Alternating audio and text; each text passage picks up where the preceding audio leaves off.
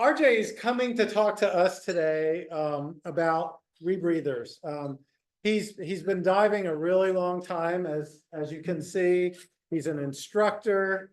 I've been on several trips with him. He's a lot of fun to go on trips with. He walked around the Turkish airport with us for 10 hours. So a lot of fun. RJ is gonna tell us about his equipment, his journey, and share his experience with it. So RJ.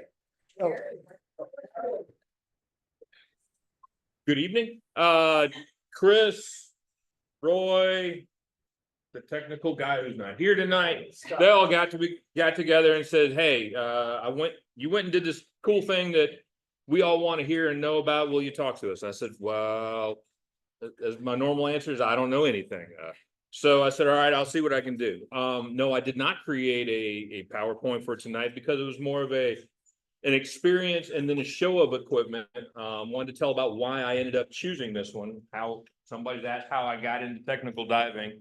And then, what are some of the limitations? And also, as Chris reminded me, since I am the safety guy for the fire department, a little bit of a safety brief, because I will be diving with you all with my rebreather. So when I'm doing that, as an open water diver, as a recreational diver, you also need to know what happens or how to engage with me. So I wanted to go over some of those things like that. Like the slide said, I started my diving back in the mid-90s. Friend of mine with the fire department said, hey, you want to learn to dive? And just like everybody else, I said, sure, why not? And the bug kind of continued on. I got hired with the fire department. I actually ended up, and I've been a public safety diver for roughly 20 years now. So the James River, if anyone is curious, it is dark, it is black, and there are sturgeon about the size of me. So you don't know that they're there until they just kind of bump you and move you side to side while you're doing search patterns. And it's like, somebody's here. I don't know who it is. And then they bump you again. And I'm like, okay, never mind. Let me go back to doing what I'm doing. Working with the fire department, the both darkness and in the fires and the training and training in the James River and in the mud and in the muck, actually helped with some of the training that I did and received with this rebreather a couple months ago. Continued on with my diving career. I got excited. I got into the technical world of it. So far, I've hit 165 feet down in Florida off the coast, and I realized that I really like it, and the bug really bit me, and I want to go a little bit deeper and a little bit longer.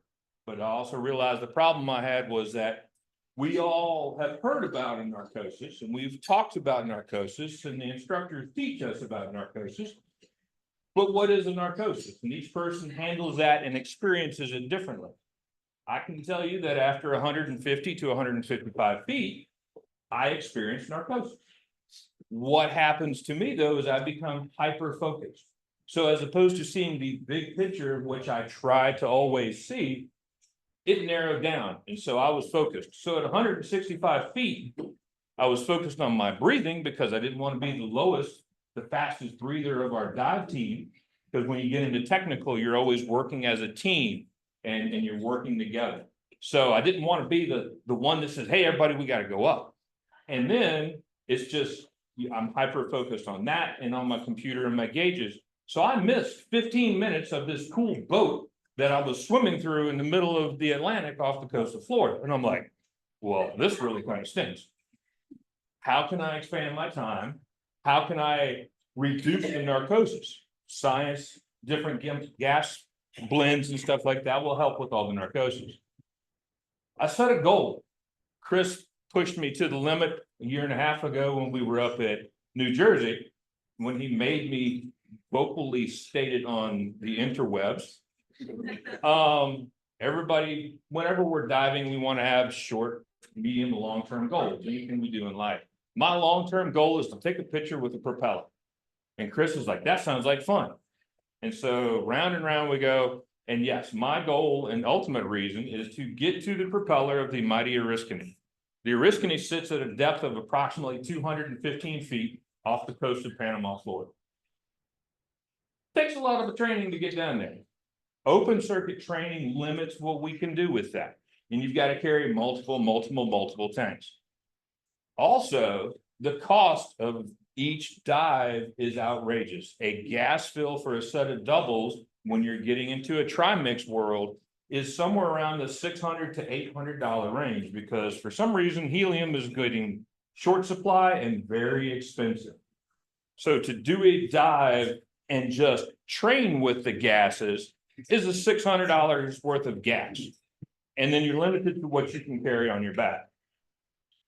All right, pay up front, pay in the long run. Decided to make the commitment to pay up front. I started looking for rebreathers. Lots of different types, lots of different styles. I talked to everybody at DEMA that would talk to me about a rebreather. I talked to different instructors. I talked to different people. I ended up deciding and choosing upon Dive Rite. Dive Rite makes two types of rebreather, a back mount and a chest mount. Both of them are the Optima series. I know Mary Lou also dives a rebreather, and somebody else in the club dives a rebreather.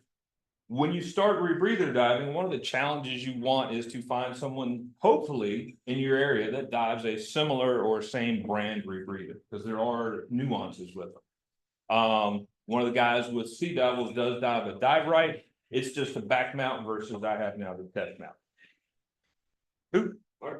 Mark. Yeah. I talked to Mark. Yes, we talked. We had a good long conversation. So there we go. That's how I ended up with this. I ended up choosing this because I want to be able to travel with it. I want to be able to get around with it. When I brought it in today, this is a Pelican case that is a carry-on luggage, and the rebreather fit inside of here. I did not carry the O2 cylinder in it, and I did not carry the cartridge in it. One of the things I liked about the Dive Rite is that with this model that I have, and I'll show you in just a minute, we always talk about, and people talk about the sorb that does what we call the scrubbing. So when the way a rebreather works is as you inhale oxygen enriched air, or air that's whatever is in your system, you breathe it out and it stays in what we call a loop. It gets scrubbed through the system. And then if there's, as the computer goes through and it looks at stuff, if there's any deficiencies of oxygen based on what you tell it you want to breathe at your depth, then it continues and adds oxygen back into that loop to maintain that precise oxygen partial pressure. What Dive Rite has done is that they have created a cartridge system. So it's not always having to create that powder stuff. So with that, it now makes it real easy where you can have a cartridge that you can install into the canister that will give you 4 hours, give or take, of breathing time and capability without having to worry about the sorb, the powder, making sure that you get it packed down. Makes it a little bit safer, a little bit easier, and a whole lot easier to travel with. Is that consumable? Say again? That's consumable? Yes. Yes. This gets about 4 to 4.5 hours of life, and then you throw it away. But when I finish diving, I can take it out of my system. I can put it back in the bag, back in the canister, and I can use it next week or even up to next month type of a time frame. So it's not with the sorb, you have more of a short duration that you can use it and you have to get rid of it. With this, I can take it and I can save it and come back 1, 2, a week or 2 weeks later and use the same canister. Is that sodium hydroxide? It's a combination of different chemicals. They don't give us that specific stuff. But when you do dive it, you write down the date and the time and how long you dove it on the canister. So that way you know how long this is lasting for. Yes, sir. So you can get 4 hours off of it and then it's no good, or if you put it in that canister, it's good again? No, after 4 to 4.5 hours, it's no longer any good. So it's a throwaway thing. Like the sorb would be thrown away as well. What do those things cost? These run about $40 a cartridge, which ends up being $10 an hour. So if you're diving and you do a fill on air, how much does a tank fill cost you? What's the lifespan? Like, say you don't die for 4 months, to get still use it? They put a limit of it about a month and a half to 2 months based on these. They always put a lot of safety factors into rebreather dive. There's extreme amounts of safety factors. But as long, I mean, a new canister like this, it does have an expiration date on it. It's usually like 3 years down the line. But the key is keeping it sealed and not letting air and stuff get back into the So system. how many you bring into hurricane? My plan is probably 5. Because I can get at least a day of diving out of one canister for 4 dives, for 4 hours. You check that luggage? Yes, this would be checked in your luggage. You can check this in your luggage and you can check an O2 cylinder in your luggage as long as the cylinder is open and it's not pressurized. And the cylinder that I take is actually a small cylinder. So the kit that I ended up getting was a chest mounted by Dive Rite. This is what the Dive Rite CH for chest mount. The nickname that everyone calls it is called a CHOptima. Because if you just throw a CH in front of Optima, you got a CHOptima. That's what the group calls it. The way any rebreather diving that you do, you have to have what we call a diluent bottle or air supply, because you have to have something that fills up what we call the counter lungs in here. Another reason I went with this system is because it works with my VC. I do not have to have a sling bottle. Any type of normal rebreather, you would see it would have a back-mounted rebreather is going to have a diluent bottle and an O2 bottle, but they also have to have some sort of a sling bottle as a bailout. The way this one works is that it will hook onto any BC that has D-rings up on the shoulder and on the waist. So you clip into that, and then you take a hose off of your regulator and clip straight on into the side right here. And your back gas becomes your diluent, and it's also your bailout gas in case you have an emergency. So I can take my regular BC with me, go on a trip, or go down to Phoenix like I did last month with the crew, and just clip into there, and whatever air that I'm breathing, whether it's a nitrox or a regular air blend, I set it up on my computer, and that's what goes through the system. That air is what fills up and the top part of this is what we call the lungs, the counter lungs.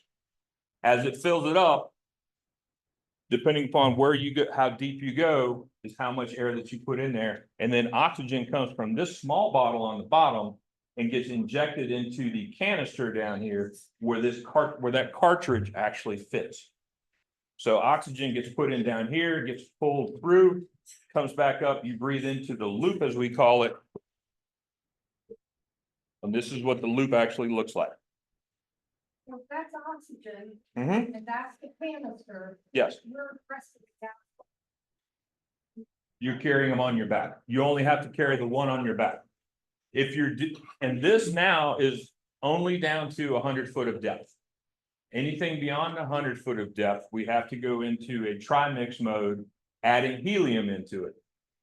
Because the thickness of the gases actually have an effect on the diver as you get deeper in the dive. So you have to thin out the mixture, 1, for the narcosis, but 2, because of the viscosity of the air that's going through the loop. RJ, we've got a couple folks here that you were in your diving. Yes, sir. And let's just recap this, like, why is it so cool to dive a rebreather, and what are the benefits in terms of using a rebreather to? Cool, thank you. If you've learned about nitrox does not let you go deeper, but it lets you stay down a little bit longer. You also stay at a better oxygen saturation level, so you have less decompression time if you get to that. Hopefully you don't. You also have a less need for a surface interval. What this system can do for you, or what rebreathers do on one side of it, is that it maintains that partial pressure of oxygen in your system. So that way you are at the optimum, no decompression, and optimum as short as possible surface interval time. With that, you also maintain no bubbles, with the exception of clearing a match. That creates a challenge. No bubbles means that the fish are a little bit more curious and get a little bit closer, and you can get a little bit closer to them. Still safety stuff, so. Yes, you would still follow your natural computer for safety stuff based on what your dive profile is. However, in my training dive, the last one we did was 97 feet, and we stayed there for 30 minutes before we started working our way back up to the surface. And we never had a deco stop. We never went into deco issues. We just worked our way back up. Did that help? I think so. Another factor you want to bring in is that, you know about 4 hours of time. What? 4 hours and 30 feet? Or 4 hours and 100 feet? Or 4 hours and 150 feet? Yeah. 400 and 200, 4 hours and 215 feet. Yes. With that, yeah, you've got up to the 4 hours, give or take, with this cartridge, based on water temperature, exertion, and stuff like that. The O2 bottle down here will last roughly 4 hours, even though it's a 13 liter or 12 cubic foot, 13 liter bottle that's down here. So it will last, slowly injecting just slightly O2 into this. As long as you maintain good loop, you have no, that's where it works at. So yes, you have a great extended bottom time. Reducing decompression times when you get into the technical aspects and get into depth of it. So when I did 165 feet, we had 15 minutes of bottom time, and it took us over 45 minutes to come back up. So you're looking at an hour to do a 15-minute dive. With this type of a system, switching gases, you are able to have bottom times that you can work with, but it also maximizes consistently as you come back up through the water column. The dive computer that you set up with it automatically adjusts how much the oxygen is as you go down or as you come back up. You can make adjustments in the water column while you're diving, or that's all done on the surface before you dive? No, it's done by the computer that you're wearing on this, or you can do what we call manually fly the machine. So as you see something that's happening in your heads up display or on your wrist computer, you can add oxygen or you can add regular air and flush out the system depending upon if you're having issues. RJ, what computer do you use? I have a Shearwater Nerd. So I've got it sits right up here on top of the loop and looks, right here in my eye the whole time. That is my primary on this. I also have a backup Shearwater that I use. So when I switch one, I switch the other.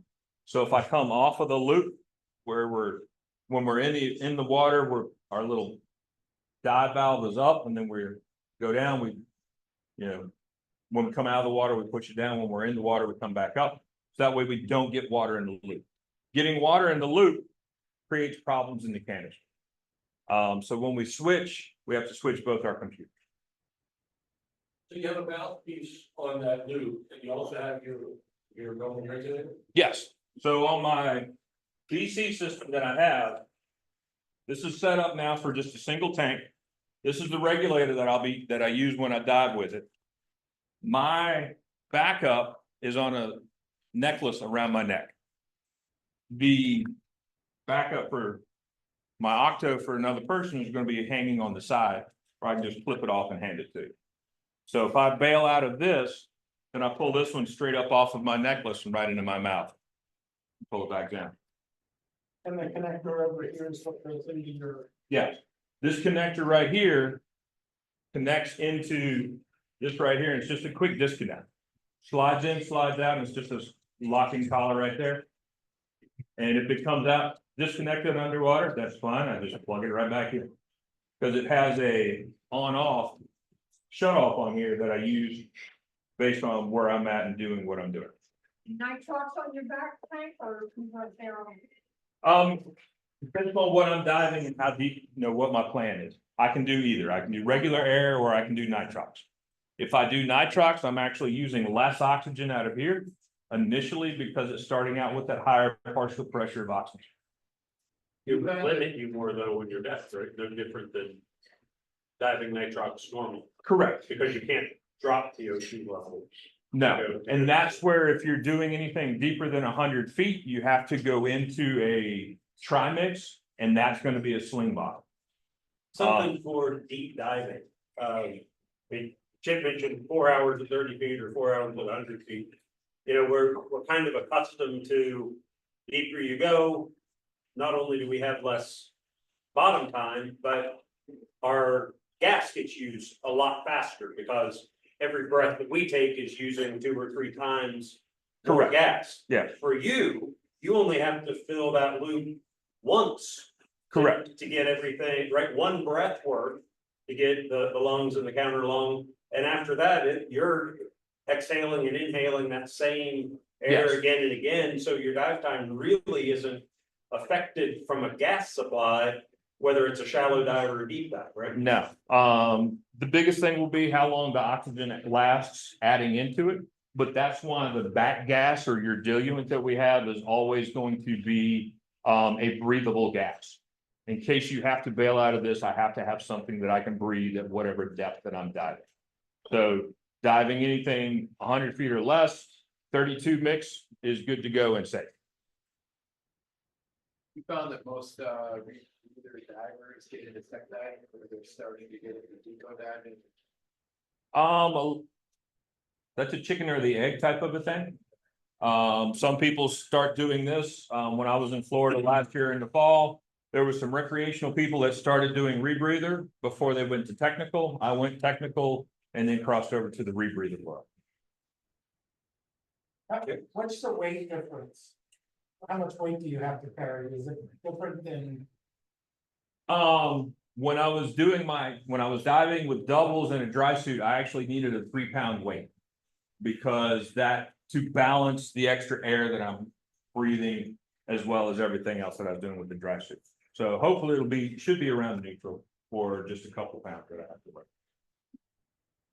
We can circle back to the $600 shank bills.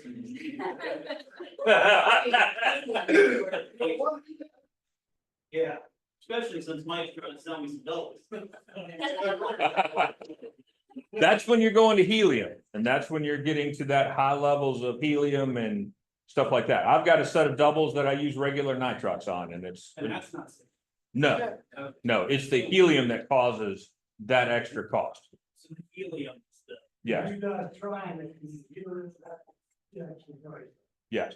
Helium's in short supply in the United States right now. There's a lot of balloon people that use a lot of helium, and it's taking it away from the dive.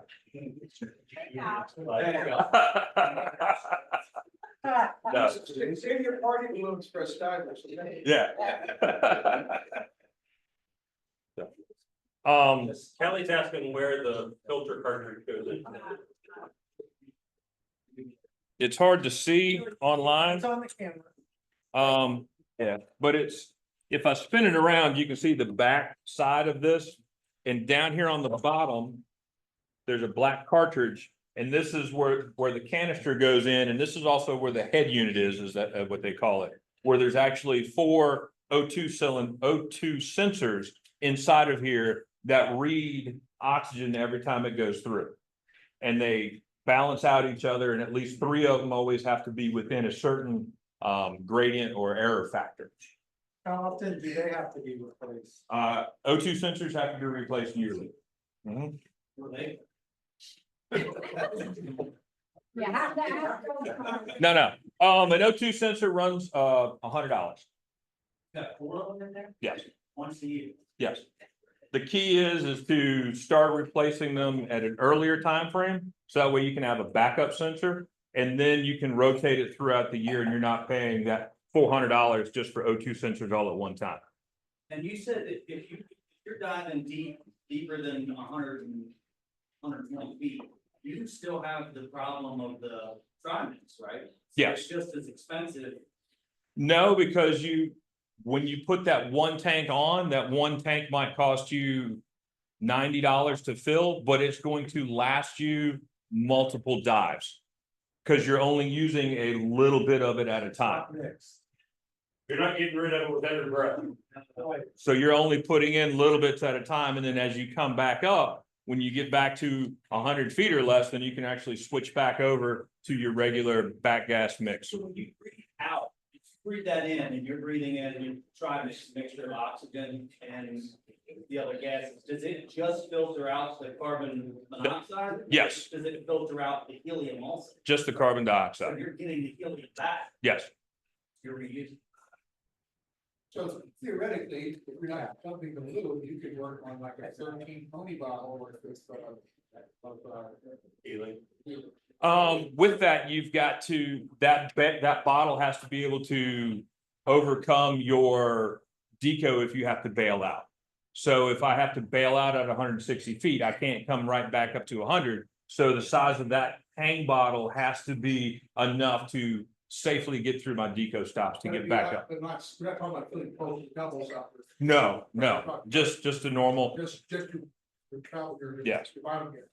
Talking to people, talked to a couple guys I was in the class with, one that was in the class, one was just going through the motions again, who had several dives already, had 100 dives on his CHOptima. He'd get like a 40 cubic foot with trimix and it lasts 4 or 5 dives and not have an issue with it. Theoretically, you'd never use it if you didn't have to bail out, right? You have to use some of it because every time that you add some air into it, whenever you clear your mask, you have to add air back into the loop. Because as you exhale something out, if you have some sort of if your nose leaks or whatever, anything that is not in the loop is going to be filled from your back gas or your sling tank. You have to use one of those.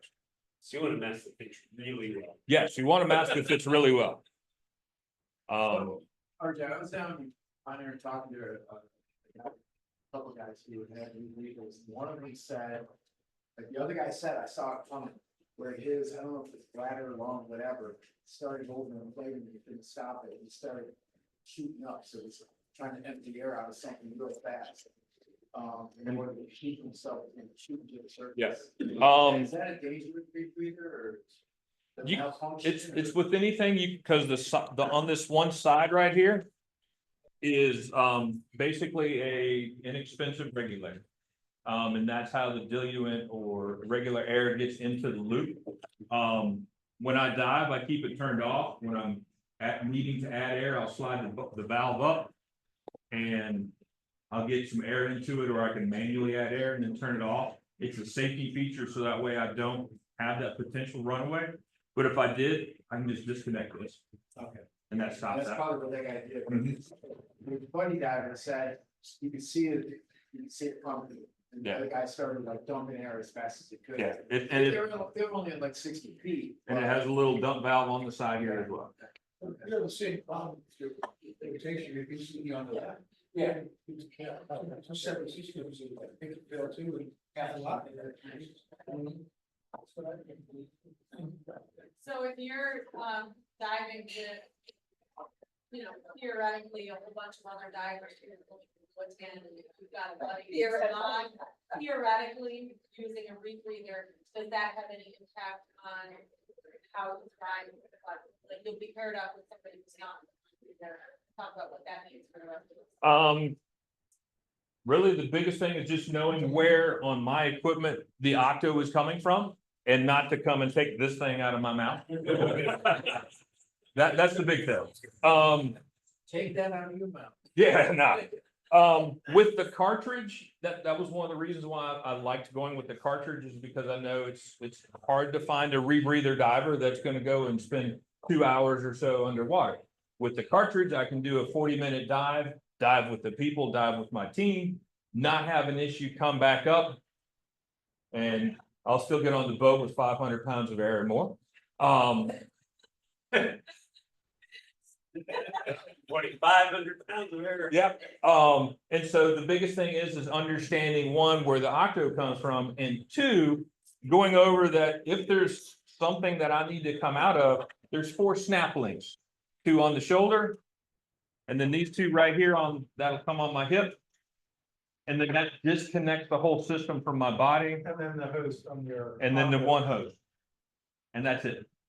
And then the unit is, No, we just dropped that.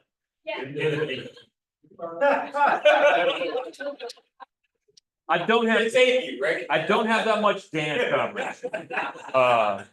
Dan does cover, fill it up first. Looks like you're diving the same site a second time. Yes, exactly. So, Except for me, it's like, we gotta go retrieve something. this setup right here is right around $8,500. And then another 1,500 for the training. Was that with the O2 bottle? Yes. With the fill? That came with the O2 bottle, 6 cartridges and the flask was right around the same break. Can you talk to us a little bit about the training itself? The training, yes. I thought I was okay on my buoyancy. I was wrong. And that's something that goes on with this. Where I did my training is I did it in the springs up in northern Florida. So Jenny Springs, Paradise Springs, and a couple other ones that we did. First off, they call it, we're in a cavern. And I was like, this looks like a cave to me. And they says, no, because you can see the light over there. So it's just a cavern. Task overloaded. We try not to, when we work with students and we change things, we try not to task overload and change too many things at a time. I was task saturated. I was task overloaded. Dry suit, 90 feet, pitch black, except for a dot of light off to the side, trying to hold a flashlight and trying to maintain buoyancy. Breathing off of a normal regulator, you open your mouth, you relax, and the air comes flooding into your face, right? This is very not that way at all. You have to consciously breathe because you are forcing air into the counter lung through the cartridge, and then it fills back up on the other side of the counter lung. And you have to forcefully exhale, you have to forcefully inhale.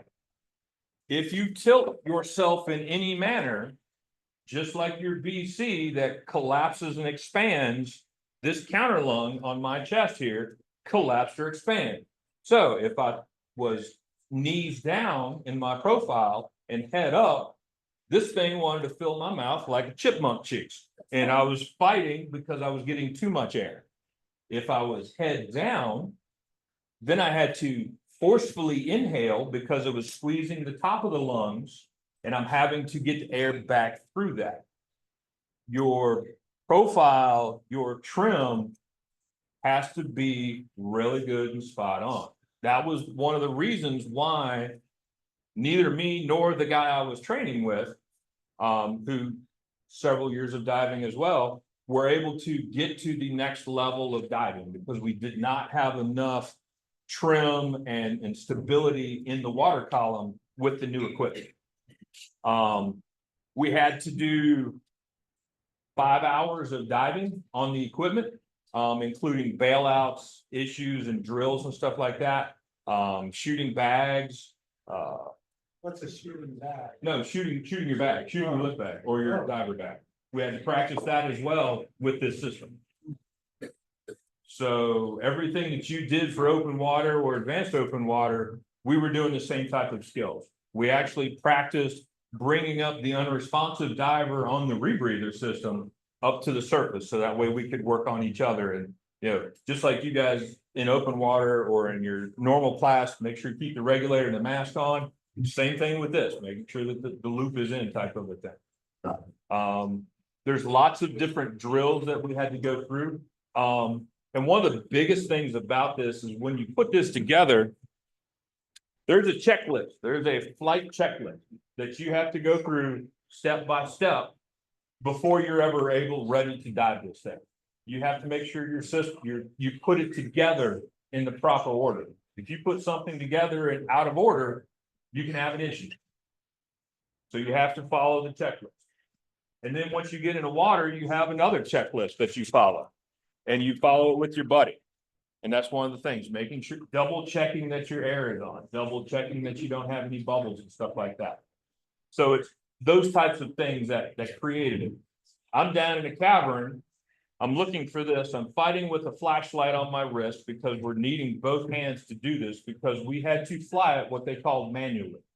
So it's like we set our computer at one thing, but we made sure that we stayed above that. So we manually got used to adding oxygen or flushing out with the regular diluent out of the system, so we wouldn't have a buildup of carbon dioxide or too much oxygen in our loop, because those are some concerns.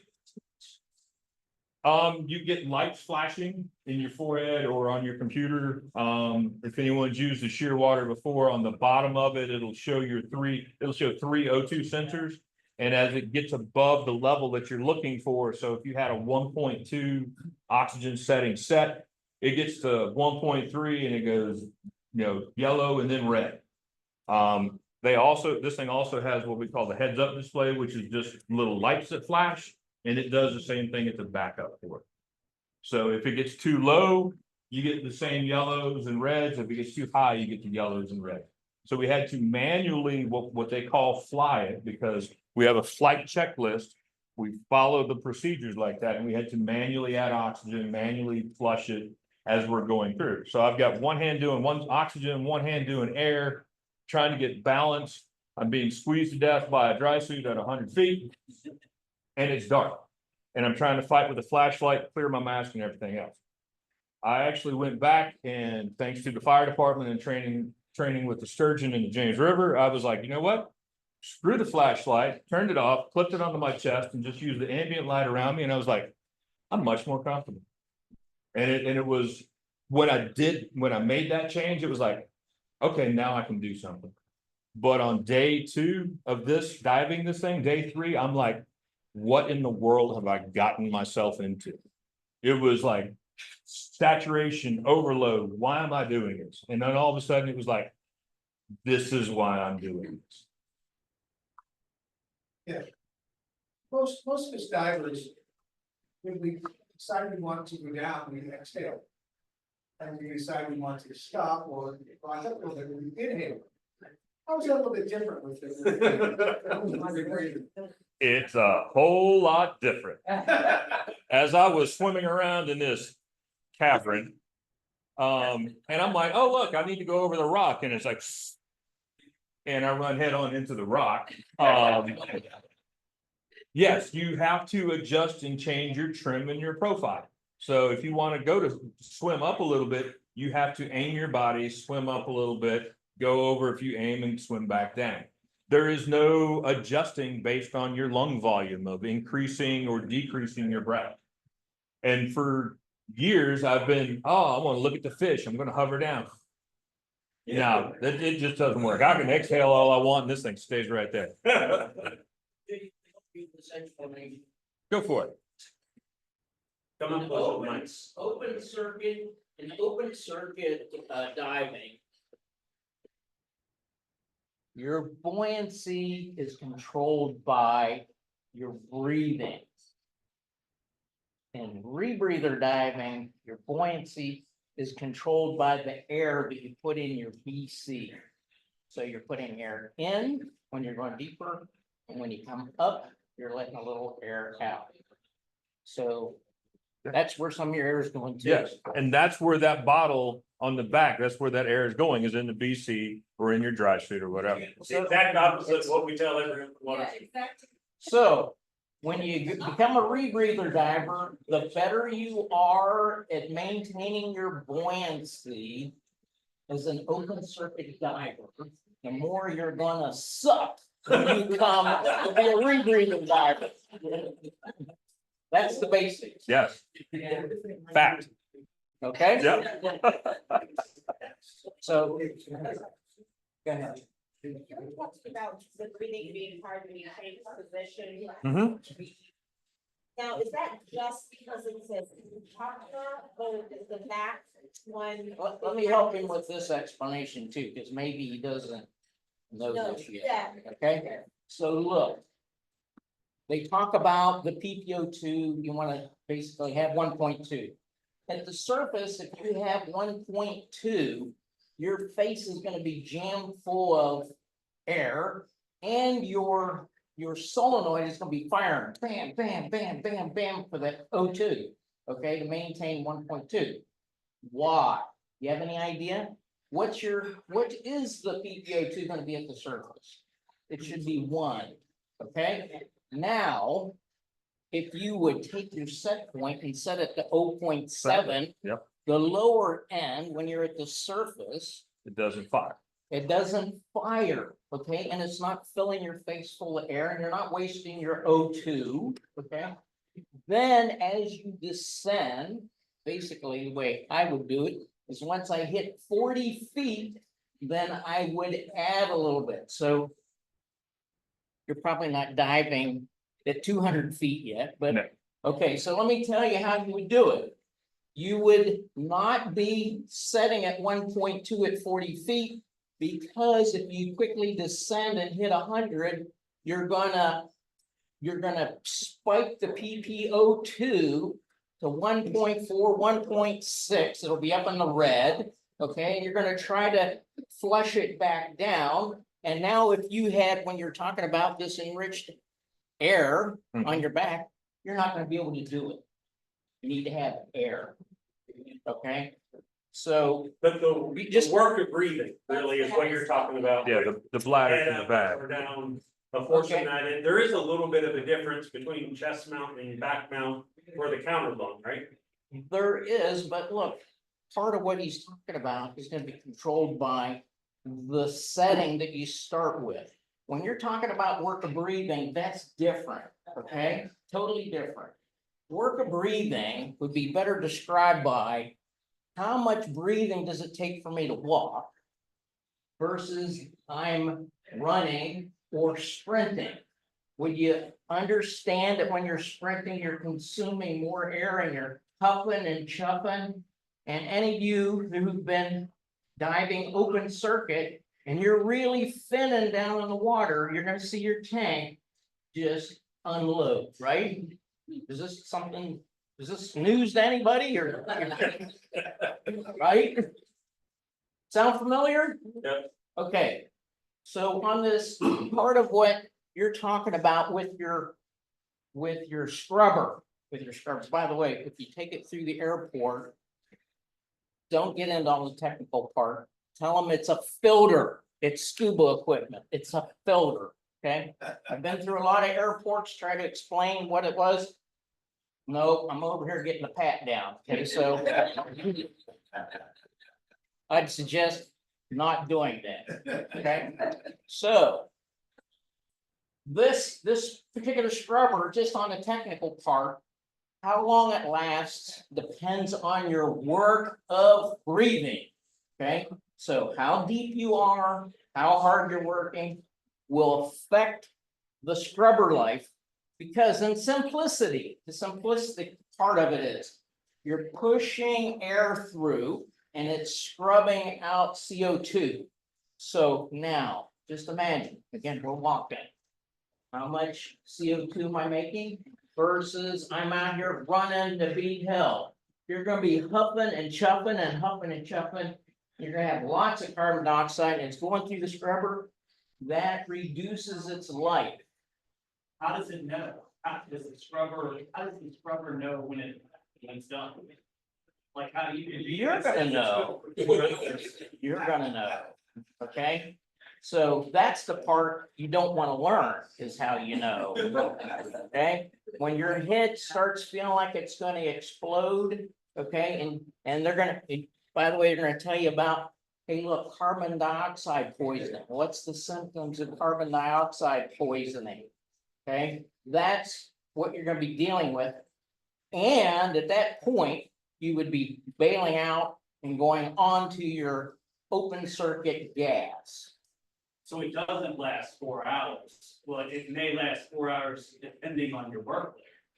And the water temperature. What I was Yeah. told is these canisters will last up to 6 hours. I've always run them up to 6 hours. Okay, now my 6 hours is normally like at 100 feet and above.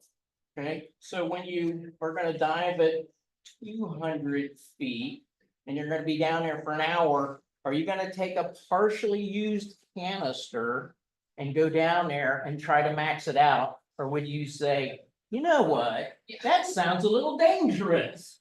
Maybe I should get a brand new one for that dive. It seems like it also can be judged by the amount of O2 that you consume. That's right, it's the amount of gas that Because you're the O2 using. they consume is replaced by the CO2, so. Right. So how much So, liters or? so it's not so there's not a meter on it that tells you that. You basically go by your gauges. I'm not trying to steal your show here, by the way, but hey, you go by your gauges. How much time have I actually breathed? And then say, hey, look, it's a moderate working effort here, and I wasn't huffing and chuffing down there, because if I were, I take the canister and throw it away and get a new one.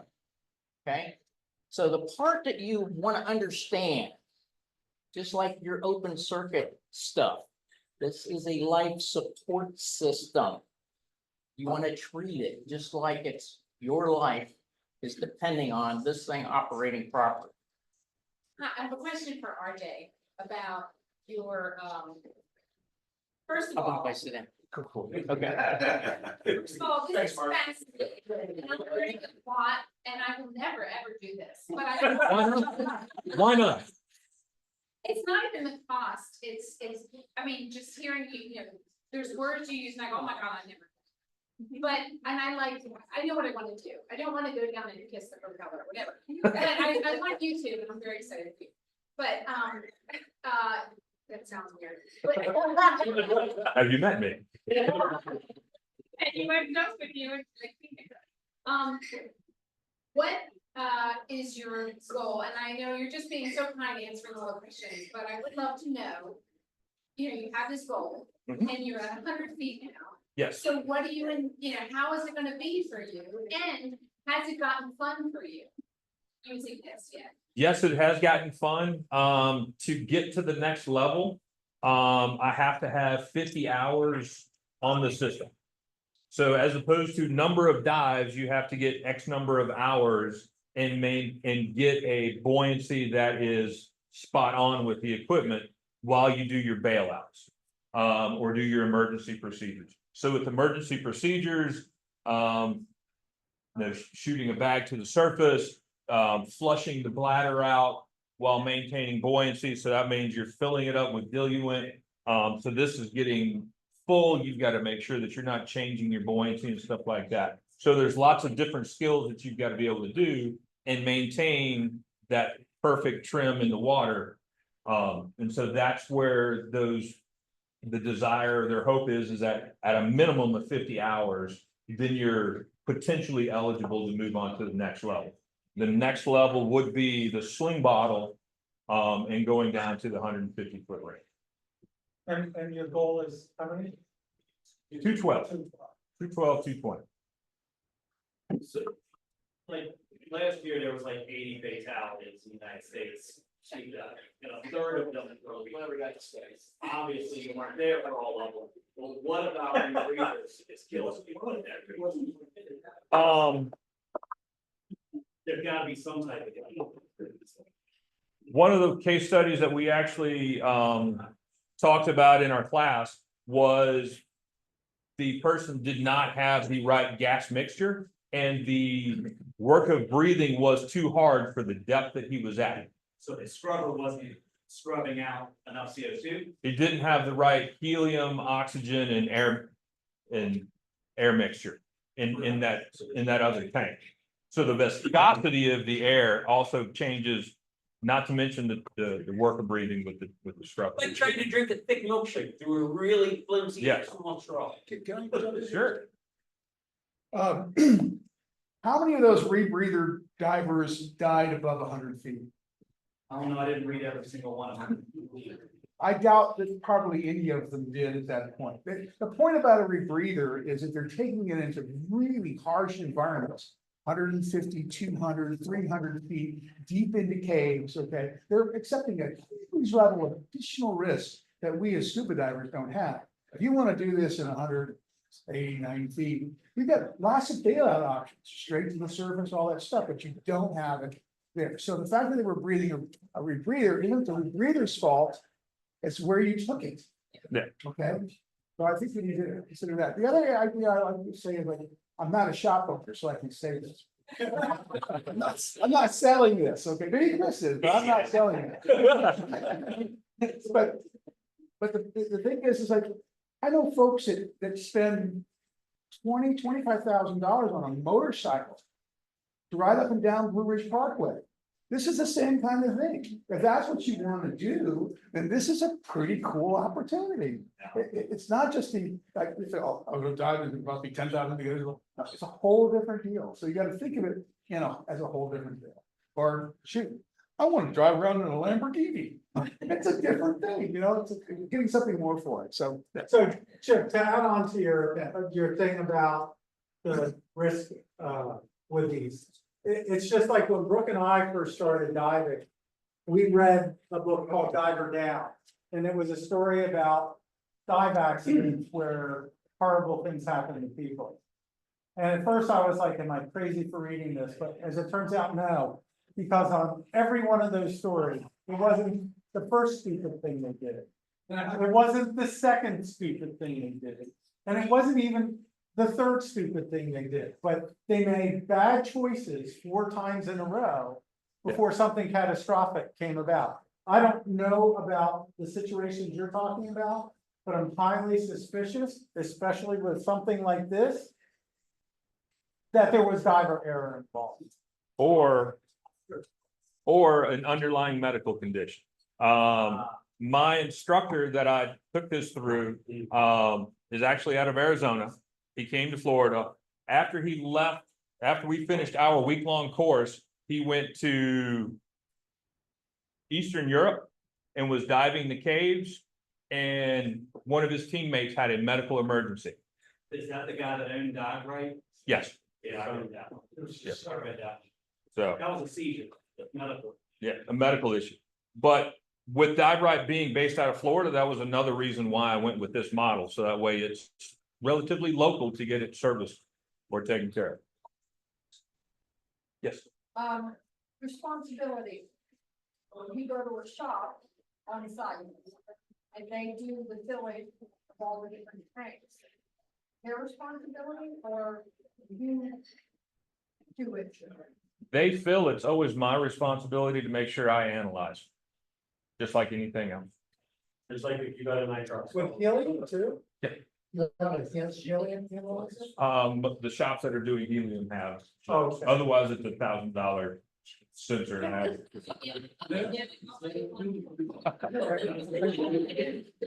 Mark, you got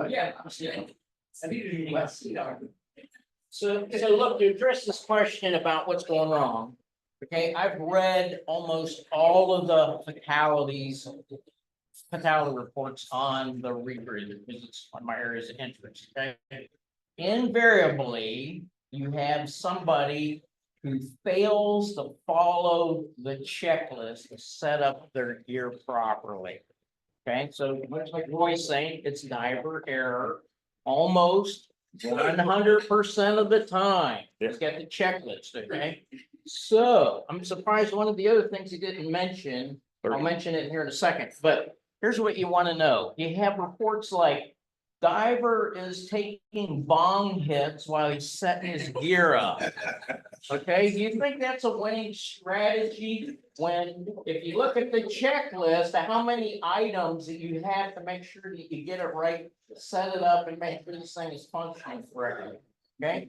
So if you said, hey, look, you're that willy-nilly kind of guy out there that you're kind of haphazard in how you lead your life, don't get into rebreathers. It's not for you. You have to be a disciplined person, follow the checklist 100% of the time.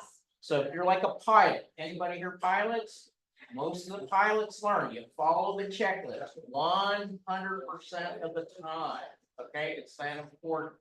The part that he didn't mention, like most people would say, what's the basic difference between open circuit diving and rebreather diving? The difference is this: when you do something in open circuit diving, they're going to say this is a bad idea. Okay, you can be injured. Okay, it's not going to work out well. Rebreather training, they're normally going to tell you, you do ABC, you're going to die.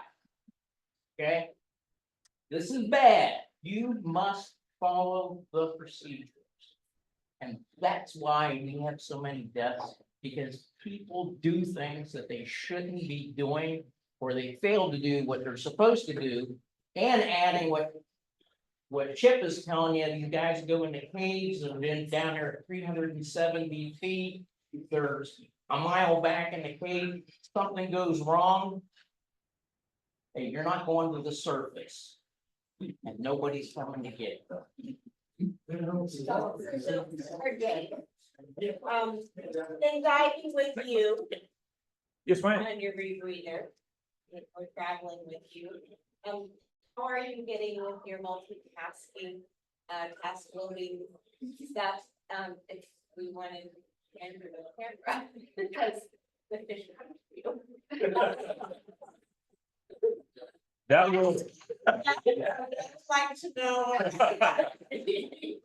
as I can, as with anything, it's always getting better. So when I was down at the quarry last month and it was going through, it was like, oh, okay, and it was becoming more and more smoother as I was going along. So it's just a matter of going through the procedures, going through the checks, and just repetition and practice.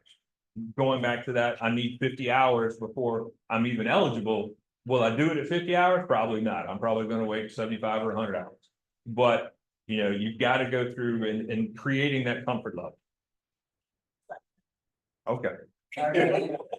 Amazing journey. What was the impetus for your fixation on the propeller, and what is your timeline for achieving your goal? The Oriskany being a aircraft carrier was always a fascinating thing. I did 20 years in the Army National Guard, so I have this affinity for military equipment. And the thought of seeing a propeller that, you know, one of the blades is probably the size of this room. Yes. And just going like, well, what do I want my picture next to it.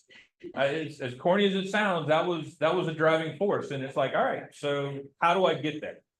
And so I'm trying to take little bites out of the time. And trying to do it while I'm still working and can afford to do this before retirement comes. So I originally had set a goal that's not going to be achievable, but I'm on the path there.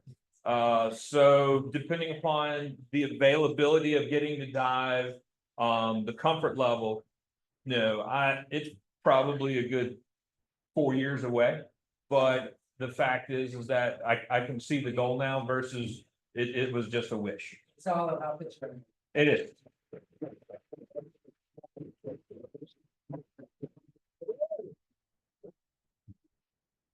So when you do your applying for your job.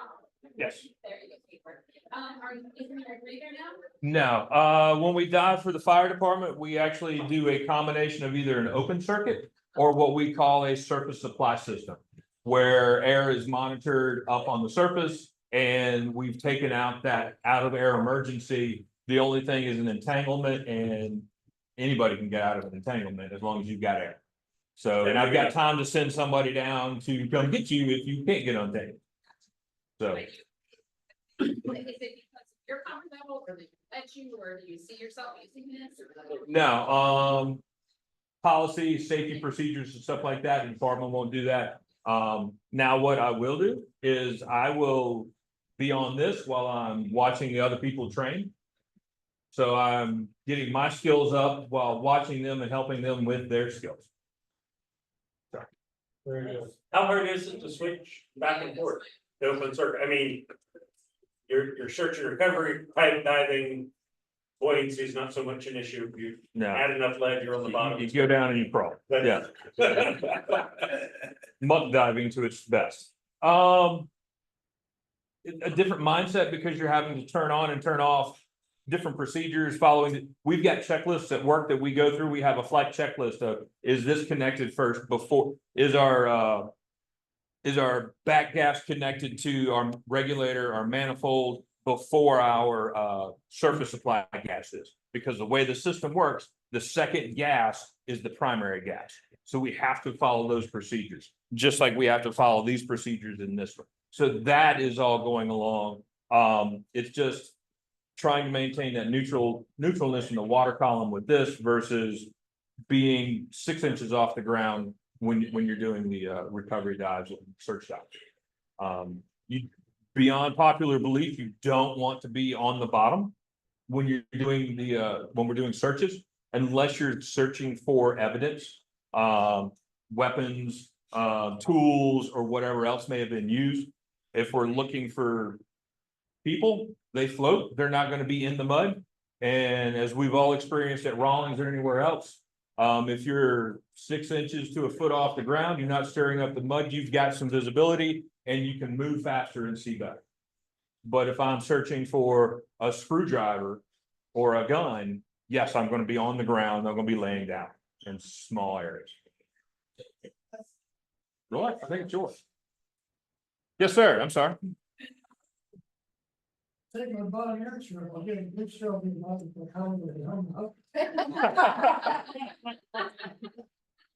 We'll do that one time. I don't know if anybody online has stuff. Yeah. Well, did you check the chat? Yeah, that's good. Okay, very good. So let's give RJ and everyone in the front. Well done.